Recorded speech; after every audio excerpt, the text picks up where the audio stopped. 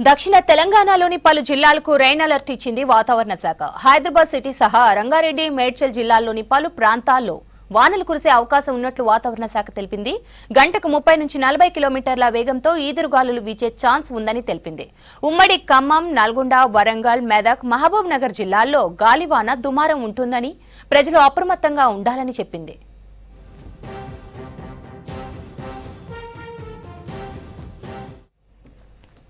దక్షిణ తెలంగాణలోని పలు జిల్లాలకు రెయిన్ అలర్ట్ ఇచ్చింది వాతావరణ శాఖ. హైదరాబాద్ సిటీ సహా రంగారెడ్డి, మేడ్చల్ జిల్లాల్లోని పలు ప్రాంతాల్లో వానలు కురిసే అవకాశం ఉన్నట్లు వాతావరణ శాఖ తెలిపింది.